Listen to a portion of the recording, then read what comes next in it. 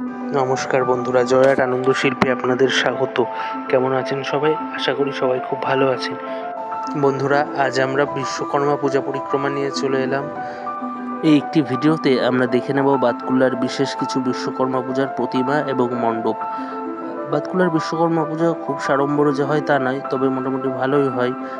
প্রথম প্রতিমাটি আপনারা দেখলেন, যেটি কিন্তু বাতকুল্লা জগন্নাথ মার্কেটের সামনে। এবার আমরা ধীরে ধীরে এগিয়ে চলেছি বাতকুল্লা অনামী ক্লাবের দিকে, অর্থাৎ যেখানে দুর্গা পুজো হয় সেই দিকেই। তবে অতটা আমরা যাবো না, তার একটু আগেই বাতকুল্লা ব্যবসায়ী সমিতির বিশ্বকর্মা পুজো দেখতে পাচ্ছেন। কি সুন্দর এলইডি লাইটিং দেখতে দেখতে আমরা এগিয়ে চলেছি। এই লাইটিংগুলো আমার বেশ মজা লাগে, কারণ এই লাইটিংয়ের মধ্যে দিয়ে অনেক কিছু বার্তা কিন্তু মানুষকে দেওয়া যায়। অর্থাৎ আলো তো মানুষের সভ্যতার প্রতীক, এবং তা যদি অনেক বার্তা নিয়ে আসে তা সত্যিই খুব ভালো লাগে। আপনারা কি বলেন?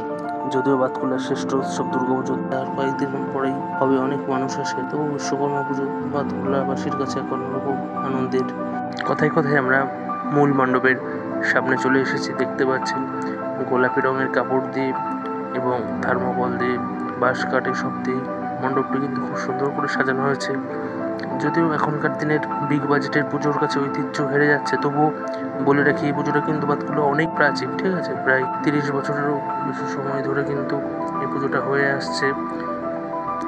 স্থানীয় ব্যবসায়ীরা কিন্তু এই পুজোটার উদ্বোধন করেছে। তো মণ্ডপের ভিতরে আমরা প্রবেশ করলাম। দেখতে পাচ্ছেন বিশ্বকর্মা দেবতা, বিশ্বকর্মার রূপ কি সুন্দরভাবে গজের পিঠে তিনি আরোহণ করছেন।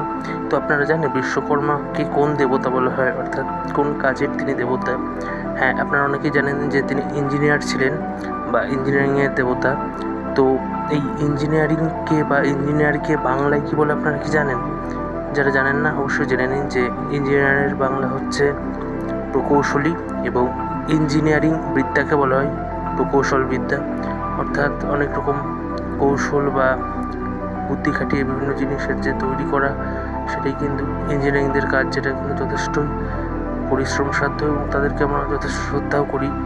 তো সেই দেবতারই পুজো মূলত ইঞ্জিনিয়ারিং কলেজগুলোতে এই পুজোটি হয়।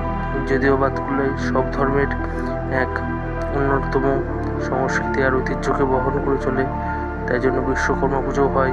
এছাড়াও গণেশ পুজো, লক্ষ্মী পুজো সবই হয়, ছোট করে বা বড় করে। তবে সব থেকে মূল আকর্ষণ দুর্গা পুজো, যা কিন্তু অসাধারণভাবে হয়। দেখতে পাচ্ছেন বিশ্বকর্মার মুখমণ্ডল কি সুন্দর জ্যোতিতে ভাস্বর তিনি।